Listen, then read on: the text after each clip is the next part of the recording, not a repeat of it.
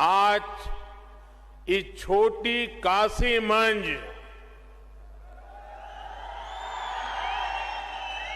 बाबा भूतनाथरा, पंचवक्त्रारा, महामृत्युंजयरा आशीर्वाद लेने रा मौका मिलिया।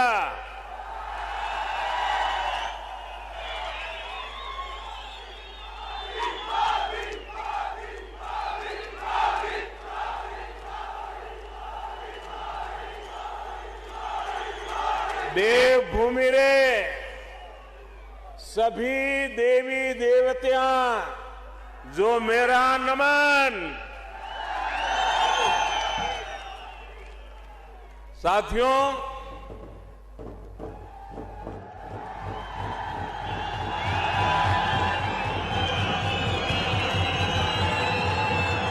हिमाचल से मेरा हमेशा से एक भावात्मक रिश्ता रहा है। हिमाचल की धरती ने हिमालय के उत्तुंग शिखरों ने मेरे जीवन को दिशा देने में अहम भूमिका निभाई है।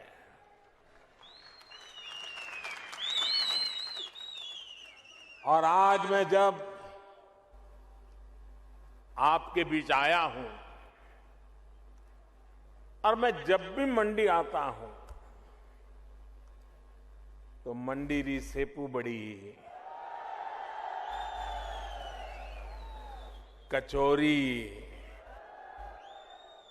और बदाने रे मिठा की याद आ ही जाती है। साथियों, आज डबल इंजन की सरकार के भी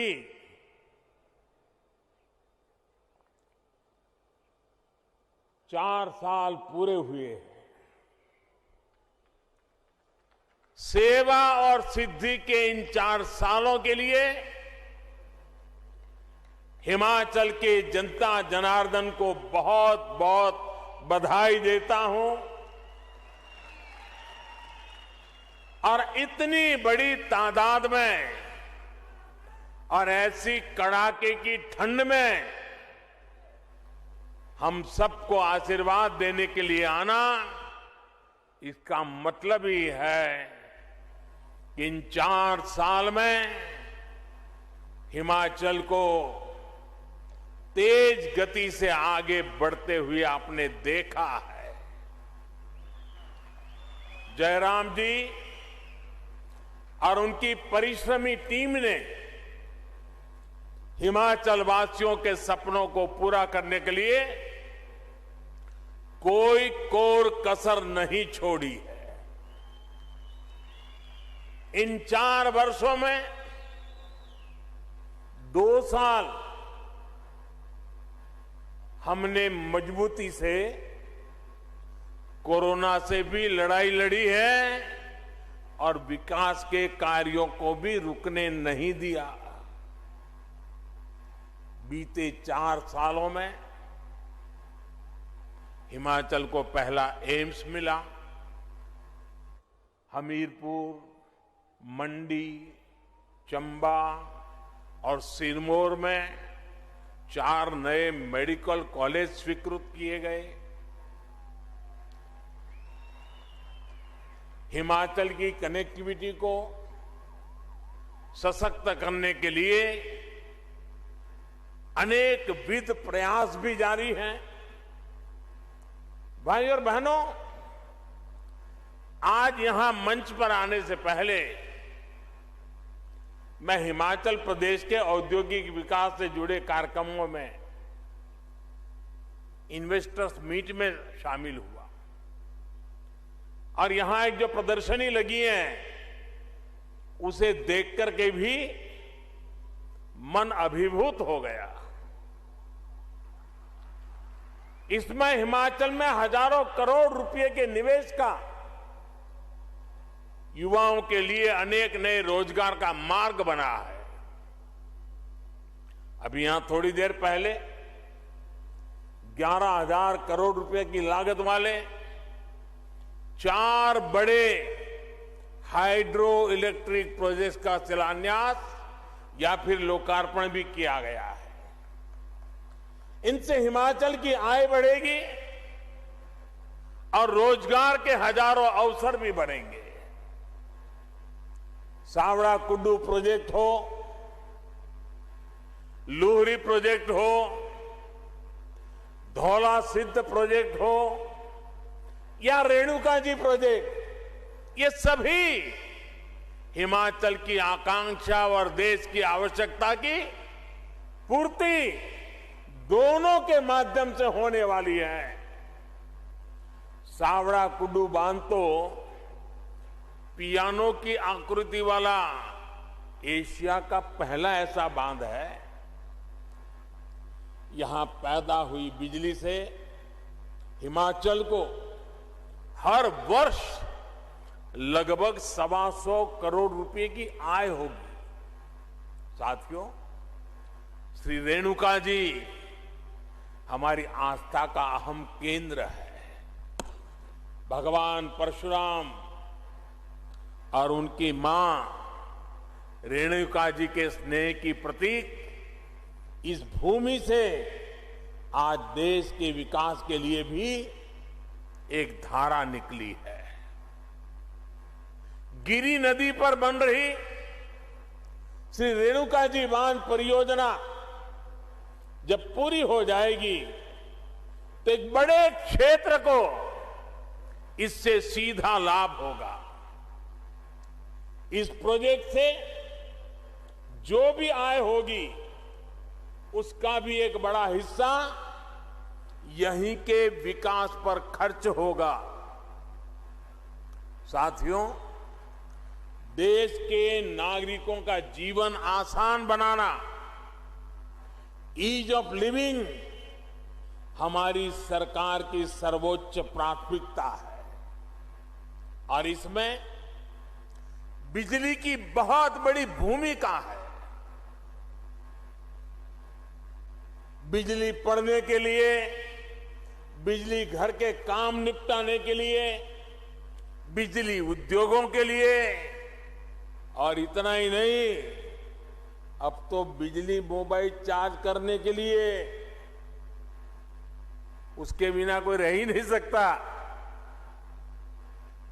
आप जानते हैं हमारी सरकार का ईज ऑफ लिविंग मॉडल पर्यावरण के प्रति सचेत और पर्यावरण की रक्षा करने में भी मदद कर रहा है। आज यहां जो हाइड्रो पावर प्रोजेक्ट्स का शिलान्यास और लोकार्पण हुआ है वो भी क्लाइमेट फ्रेंडली न्यू इंडिया की तरफ देश का एक मजबूत कदम है। आज पूरा विश्व भारत की इस बात की प्रशंसा कर रहा है कि हमारा देश किस तरह पर्यावरण को बचाते हुए विकास को गति दे रहा है।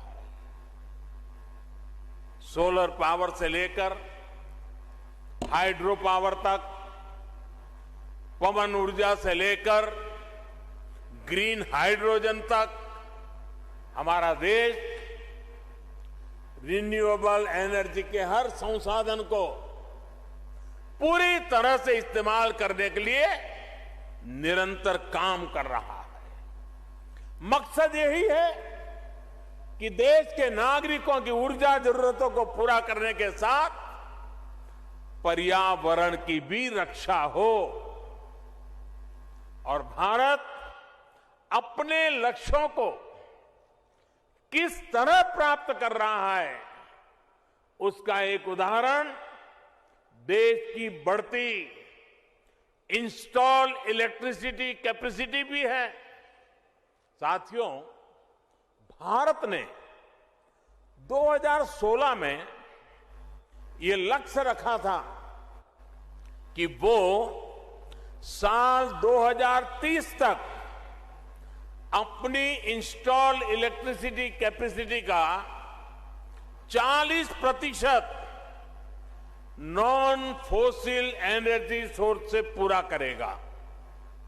आज हर भारतीय को इसका गर्व होगा कि भारत ने अपना ये लक्ष्य इस साल नवंबर में ही प्राप्त कर लिया है। यानी जो लक्ष्य 2030 का था, भारत ने वो 2021 में ही हासिल कर लिया। ये है आज भारत के काम करने की रफ्तार, हमारे काम करने की रफ्तार। साथियों, पहाड़ों को प्लास्टिक की वजह से जो नुकसान हो रहा है, हमारी सरकार उसे लेकर भी सतर्क है। सिंगल यूज प्लास्टिक के खिलाफ देशव्यापी अभियान के साथ ही हमारी सरकार प्लास्टिक वेस्ट मैनेजमेंट पर भी काम कर रही है। प्लास्टिक कचरे को रिसाइकिल करके आज उसका इस्तेमाल सड़क बनाने में हो रहा है। आज आपसे बात करते हुए मैं हिमाचल आने वाले देश के कोने कोने से लोग यहां आते हैं। हिमाचल आने वाले सभी पर्यटकों से भी आग्रह करना चाहता हूं, हिमाचल को स्वच्छ रखने में, प्लास्टिक और अन्य कचरे से मुक्त रखने में पर्यटकों का भी दायित्व बहुत बड़ा है। इधर उधर फैला प्लास्टिक, नदियों में जाता प्लास्टिक हिमाचल को जो नुकसान पहुंचा रहा है, उसे रोकने के लिए हमें मिलकर प्रयास करना होगा। साथियों, देवभूमि हिमाचल को प्रकृति से जो वरदान मिला हुआ है, हमें उसे संरक्षित करना ही होगा। यहां टूरिज्म के साथ ही औद्योगिक विकास की भी अपार संभावना है। हमारी सरकार इस दिशा में भी लगातार काम कर रही है। हमारा जोर विशेष तौर पर फूड इंडस्ट्री, फार्मिंग और फार्मा पर है, और यहां फन तो है ही है। टूरिज्म का फन हिमाचल से बढ़कर कहां मिलेगा। हिमाचल की फूड प्रोसेसिंग इंडस्ट्रीज में विस्तार की बहुत क्षमता है। इसलिए हमारी सरकार मेगा फूड पार्क से लेकर कोल्ड स्टोरेज इंफ्रास्ट्रक्चर को मजबूत कर रही है। फार्मिंग में नेचुरल फार्मिंग को, प्राकृतिक खेती को बढ़ावा देने के लिए भी डबल इंजन की सरकार निरंतर काम कर रही है। आज प्राकृतिक खेती से हुई उपज की दुनिया भर में मांग बढ़ रही है। केमिकल मुक्त कृषि उत्पाद आज विशेष आकर्षण का केंद्र बन रहे हैं। मुझे खुशी है कि हिमाचल इसमें भी अच्छा काम कर रहा है। राज्य में अनेक बायो विलेज बनाए गए हैं, और मैं आज विशेष रूप से हिमाचल के किसानों का हृदय से अभिनंदन करना चाहता हूं कि उन्होंने प्राकृतिक खेती का रास्ता चुना है। मुझे बताया गया करीब करीब 1.5 लाख से ज्यादा किसान इतने छोटे से राज्य में और बहुत ही कम समय में केमिकल मुक्त प्राकृतिक खेती के रास्ते पर चल पड़े हैं। और मैं आज अभी प्रदर्शनी में प्राकृतिक खेती के उत्पाद देख रहा था। उसकी साइज भी इतनी लुभावनी थी, उसके रंग रूप इतने लुभावने थे। मुझे बहुत खुशी हुई। मैं हिमाचल के किसानों को इस बात के लिए हृदय से अभिनंदन करता हूं और देश भर के किसानों को आग्रह करता हूं कि हिमाचल ने जो रास्ता चुना है, यह रास्ता उत्तम किसानी का एक उत्तम मार्ग है। आज जब पैक फूड का चलन बढ़ रहा है, तो हिमाचल इसमें बहुत बड़ी भूमिका निभा सकता है। साथियों, हिमाचल प्रदेश देश के सबसे महत्वपूर्ण फार्मा हब में से एक है। भारत को आज फार्मेसी ऑफ द वर्ल्ड कहा जाता है, तो इसके पीछे हिमाचल की बहुत बड़ी ताकत है। कोरोना वैश्विक महामारी के दौरान हिमाचल प्रदेश ने न सिर्फ दूसरे राज्यों बल्कि दूसरे देशों की भी मदद की है। फार्मा इंडस्ट्री के साथ ही हमारी सरकार आयुष इंडस्ट्री, नेचुरल मेडिसिन से जुड़े उद्यमियों को भी बढ़ावा दे रही है। साथियों, आज देश में सरकार चलाने के दो अलग अलग मॉडल काम कर रहे हैं। एक मॉडल है सबका साथ, सबका विकास, सबका विश्वास और सबका प्रयास। वहीं दूसरा मॉडल है खुद का स्वार्थ, परिवार का स्वार्थ और विकास भी खुद के परिवार का है। अगर हम हिमाचल में ही देखें तो आज पहला मॉडल, जिस मॉडल को हम लेकर के आपके पास आए, वह मॉडल पूरी शक्ति से राज्य के विकास में जुटा हुआ है।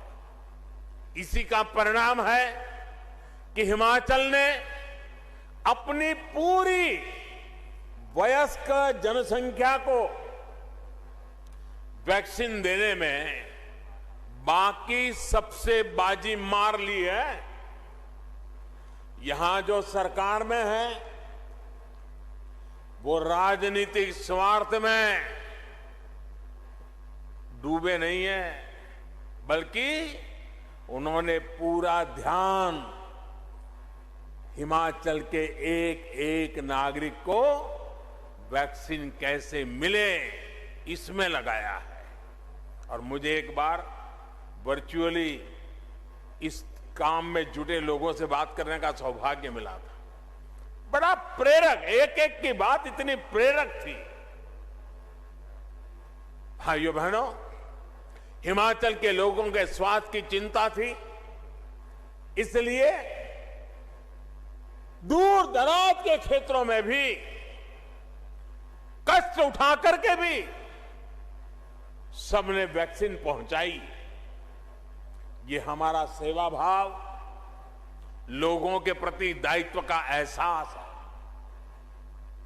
यहां सरकार ने लोगों के विकास के लिए अनेक नई योजनाओं को लागू किया है और केंद्र सरकार की योजनाओं का भी बेहतर तरीके से विस्तार कर रही है। ये दिखाता है कि हिमाचल सरकार को लोगों की, गरीबों की कितनी चिंता है। साथियों, आज हमारी सरकार बेटियों को बेटों के समान अधिकार देने के लिए काम कर रही है। बेटा बेटी एक समान, और इतनी बड़ी मात्रा में माताएं बहनें आई हैं तो उनके आशीर्वाद हमें इस काम के लिए ताकत देते हैं। बेटा बेटी एक समान। हमने तय किया है कि बेटियों की शादी की उम्र भी वही होनी चाहिए जिस उम्र में बेटों को शादी की इजाजत मिलती है। देखिए, सबसे ज्यादा तालियां हमारी बहनें बजा रही है।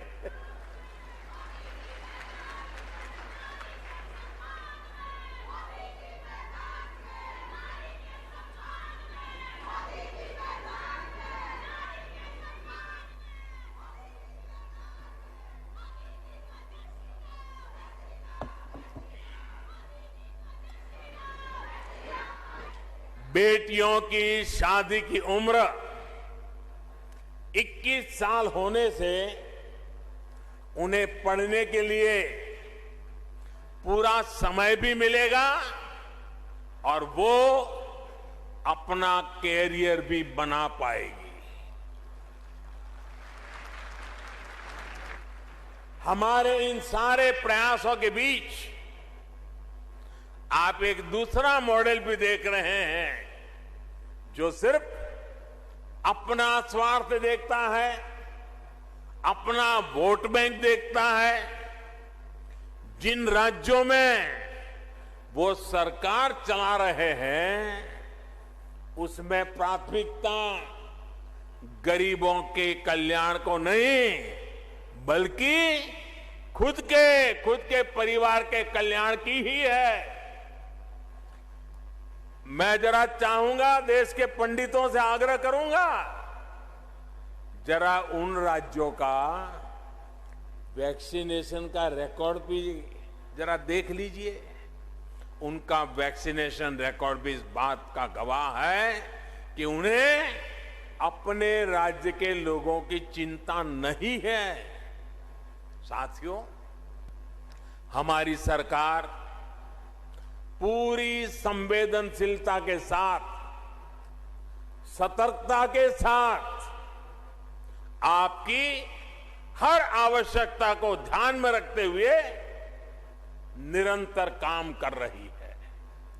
अब सरकार ने तय किया है कि 15 से 18 साल के बीच जो बच्चे हैं, बेटे बेटियां हैं, उनको भी 3 जनवरी सोमवार से वैक्सीन लगाना शुरू हो जाएगा।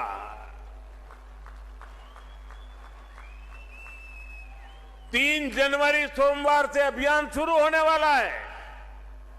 मुझे विश्वास है हिमाचल प्रदेश इसमें भी शानदार काम करके दिखाएगा। देश को दिशा देने का काम हिमाचल करके रहेगा। हमारे जो हेल्थ सेक्टर के लोग हैं, फ्रंटलाइन वर्कर हैं, वो पिछले 2 साल से कोरोना से लड़ाई में देश की एक बहुत बड़ी ताकत बने हुए हैं। उन्हें भी 10 जनवरी से प्रिकॉशन डोज देने का काम शुरू होगा। 60 साल से ऊपर के बुजुर्ग जिन्हें पहले से गंभीर बीमारियां हैं, उन्हें भी डॉक्टरों की सलाह पर प्रिकॉशन डोज का विकल्प दिया गया है। ये सारे प्रयास हिमाचल के लोगों को सुरक्षा कवच तो देंगे ही, यहां के लिए जरूरी टूरिज्म सेक्टर को भी बचाने में और आगे बढ़ाने में ये बहुत मदद करेंगे। साथियों, हर देश में अलग अलग विचारधाराएं होती हैं, लेकिन आज हमारे देश के लोग स्पष्ट तौर पर 2 विचारधाराओं को देख रहे हैं। एक विचारधारा विलंब की है, दूसरी विचारधारा विकास की है। विलंब की विचारधारा वालों ने पहाड़ों पर रहने वाले लोगों की कभी परवाह नहीं की। चाहे इंफ्रास्ट्रक्चर का काम हो, लोगों की बुनियादी सुविधा देने का काम हो, विलंब की विचारधारा वालों ने हिमाचल के लोगों को दशकों तक इंतजार करवाया। इसी वजह से अटल टनल के काम में बरसों का विलंब हुआ। रेणुका जी परियोजना में भी 3 दशकों का विलंब हुआ। उन लोगों की विलंब की विचारधारा से तद्दन अलग हमारा कमिटमेंट सिर्फ और सिर्फ विकास के लिए है, तेज गति के विकास के लिए है। हमने अटल टनल का काम पूरा करवाया। हमने चंडीगढ़ से मनाली और शिमला को जोड़ने वाली सड़क का चौड़ीकरण किया।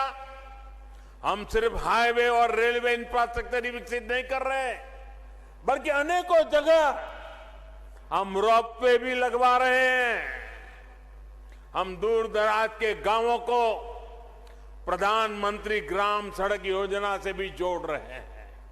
साथियों, बीते 6-7 सालों में जिस तरह डबल इंजन की सरकार ने काम किया है, उससे हमारी बहनों के जीवन में विशेष तौर पर बहुत बदलाव आया है। पहले खाना बनाने के लिए लकड़ी के इंतजाम में हमारी बहनों का बहुत समय बीत जाता था। आज घर घर गैस सिलेंडर पहुंचा है। शौचालय की सुविधा मिलने से भी बहनों को बहुत राहत मिली है। पानी के लिए यहां की बहनों बेटियों को कितनी मेहनत करनी पड़ती थी, ये आपसे बेहतर और कौन जानता है। एक समय था जब पानी का कनेक्शन पाने के लिए ही कई दिनों तक सरकारी दफ्तर के चक्कर लगाने पड़ते थे। आज सरकार खुद पानी का कनेक्शन देने के लिए आपके दरवाजे पर दस्तक दे रही है। आजादी के 7 दशक में हिमाचल में 7 लाख परिवारों को पाइप से पानी मिला था। 7 दशक में 7 लाख परिवारों को। सिर्फ 2 साल के भीतर ही, और वो भी कोरोना काल होते बावजूद भी, 7 लाख से अधिक नए परिवारों को पाइप से पानी मिल चुका है। 7 दशक में 7 लाख कितने? 7 दशक में कितने? जरा उधर से भी आवाज आए, कितने? 7 दशक में 7 लाख। और हमने 2 साल में दिए 7 लाख और नए। कितने दिए? 7 लाख घरों में पानी पहुंचाने का काम। अब लगभग 90% आबादी के पास नल से जल की सुविधा है। डबल इंजन सरकार का यही लाभ होता है। केंद्र सरकार का एक इंजन जिस योजना को शुरू करता है, राज्य सरकार का दूसरा इंजन उस योजना को तेज गति से आगे ले जाता है।